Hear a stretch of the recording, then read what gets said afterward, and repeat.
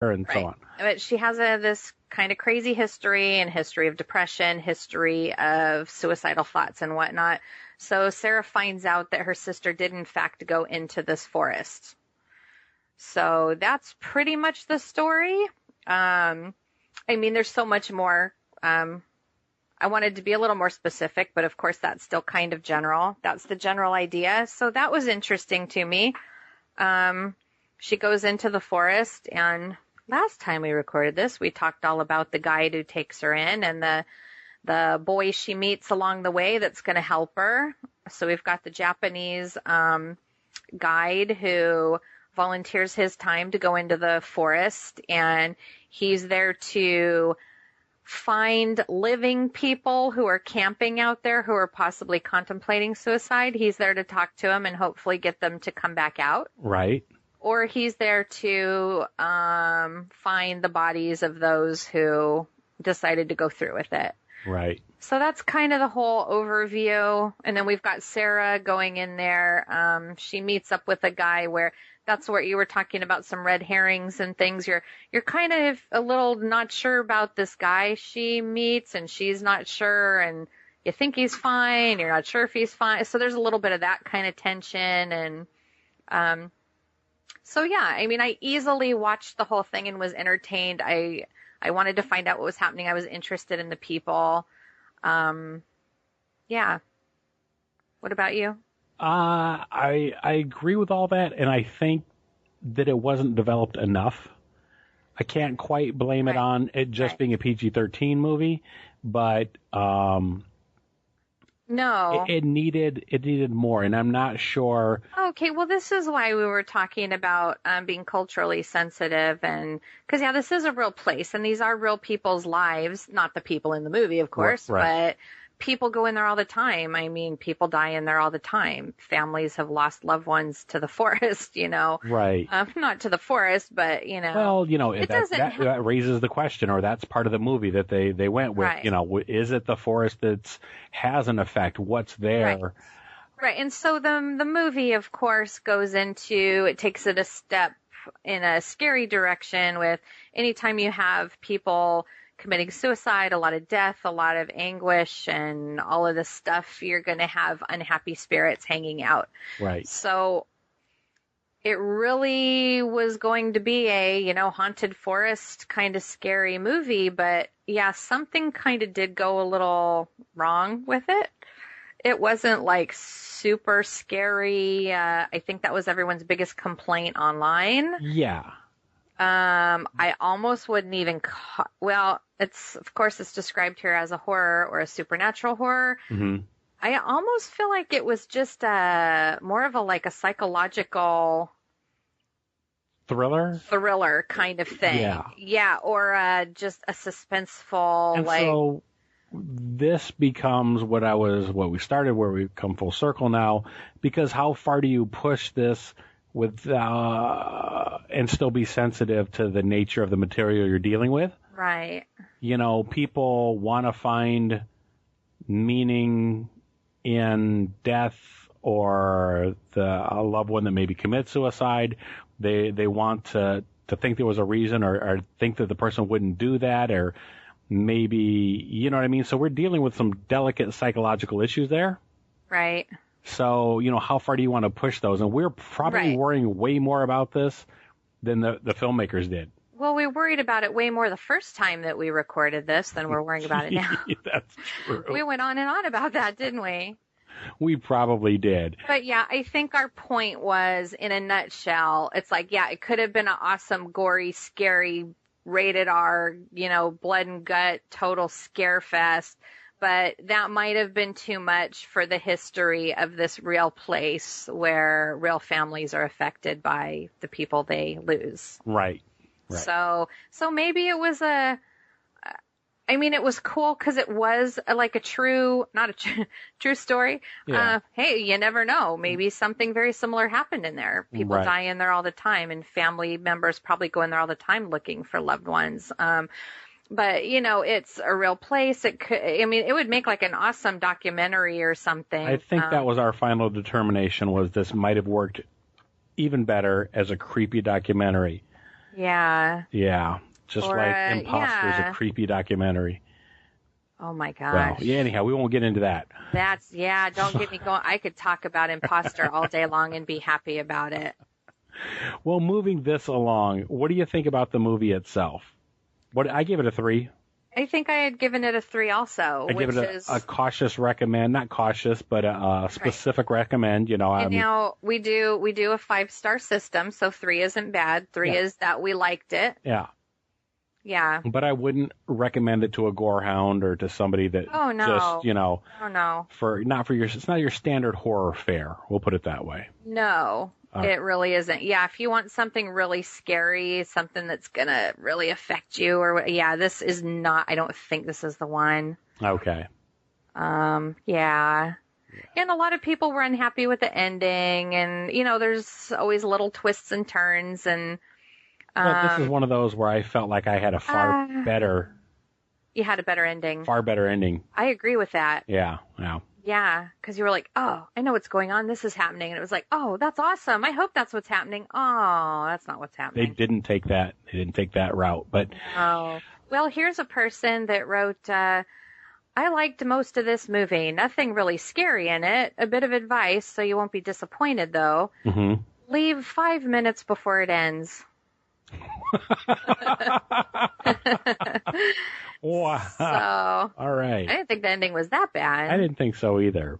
But well, I can't say it because it was, we don't want to give it away. But yeah, I don't know. Very mixed reviews. A lot of people really didn't like it, and it was because they were looking for a scary horror movie, and it just isn't it. It's more of a subtle, ghosty kind of, scary ghost story, I guess, with a little bit of tense, suspense.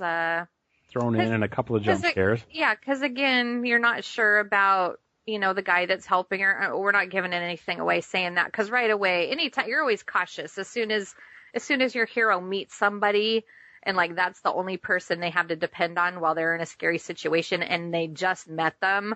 I mean, yeah, that was a worry the whole time.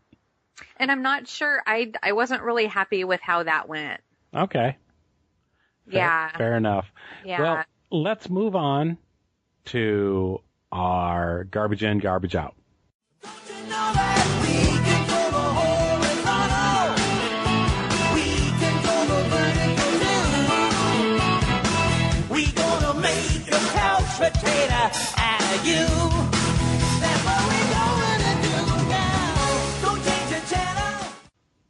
So we talked about you reading, actually going back to the last podcast that we got up. Yeah. 77 Shadow Street. You finally finished that. Oh, yes, I did. What was your final opinion of that one? Man, I have to talk about that again. Not much. Just give me the high points. Yeah, well, it never really got any better. Well, I thought it did. I thought we determined that it stitched itself together at the very end. It was good writing. You're not going to give up on Kuntz just because of.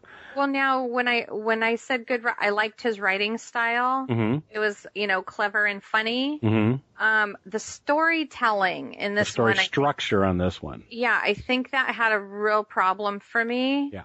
A lot of Dean Koontz fans agreed that this book was not his best. Right. So, I would absolutely give him a chance again, because I did enjoy, he's a very good writer. Right. And this story, unfortunately, it took a lot of time letting you get to know these characters. Mm-hmm.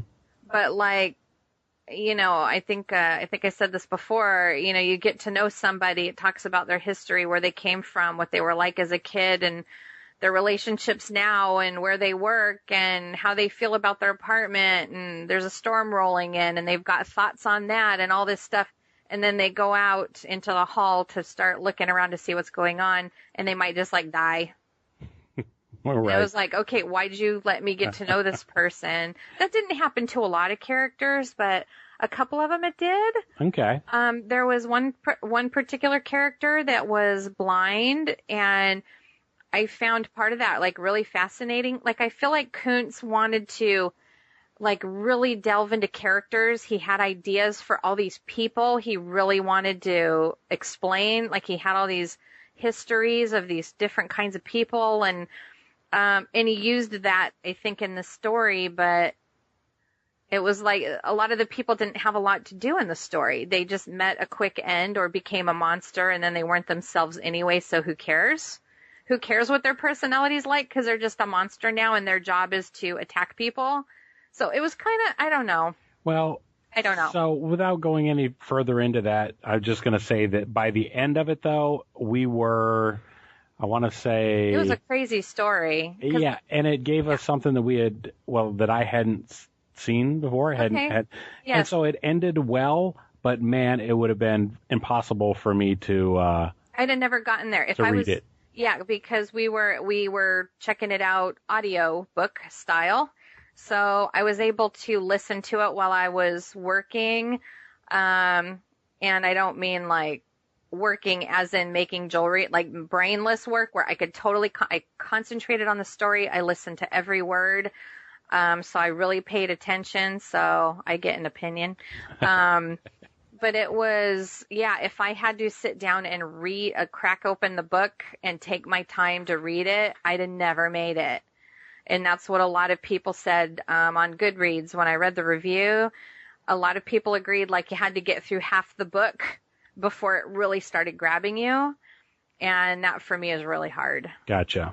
So moving on, let's talk about what you are reading, listening to. Okay. That whole True... Talk about everything. Well, I was going to say just True Blood. Oh, I'm sorry. That is the Sookie Stackhouse Mysteries. Or the Southern Vampire Chronicles. What is it? There you go. Okay. The books are called, the series is called the Southern Vampire Chronicles. Okay. It is such a ridiculous read. Yes. Yeah, but very fun. But yes. Very fun. Very fun and ridiculous. Yeah. And most people who review it will say, well, you either love it or you hate it. And some people hate that they love it because it's so corny and so bad. It's a little bit it's not a lot of romancy novel kind of stuff. Because that's all I get when I hear it. Yeah, I don't know what you're talking about. Yeah, you do. Why do you just listen to those parts? I don't choose to. That's what's on every time I hear it. Yeah, well, the last book didn't have any intimate scenes at all. Okay. So there. All right. Well, hey, she meets Bill. They start dating, whatever. Yeah, I get it. I mean, a far cry from the True Blood series on HBO, though. Oh, it's nothing like that. All yeah, right. we better. Yeah, that should be the final thought on that. The books are nothing like the HBO series. It was HBO, right? Not Showtime. It was HBO, I believe. Yeah, it was HBO. So obviously, if you watch that on HBO, you know what we're talking about. Right. Lots of blood and guts and lots of sex and, Right. Yeah. The books are not like that. The Fifth Wave. Tell me about that. Tell you about that. Tell you that I was disappointed because I was way ahead of the story, and it was, I want to say, a teenage romance set against the backdrop of yes, sci-fi.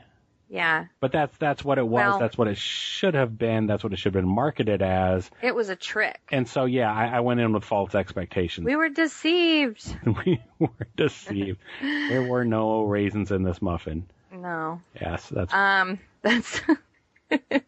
that's for the Lego video games people. Yeah, it was marketed. I remember seeing the preview and thinking, oh, it's got Chloe in it. She's great. Post-apocalyptic, alien attack, all that stuff's right up my alley. right. But yeah, unfortunately, it was very watered down. I believe it was a young adult teen novel. Mm-hmm. So it really had that feeling to it. Yeah, it wasn't real realistic, and there was a lot of young love in it. So I was like, oh, geez, why? Yeah. I didn't even like that stuff when I was a teenager or a young adult. So I certainly don't like it now. Unless it's Katniss and PETA, then I'm all over it. Yeah. Every now and then there's something exceptional. All right. But of course, I read the Hunger Games books before seeing the movies, and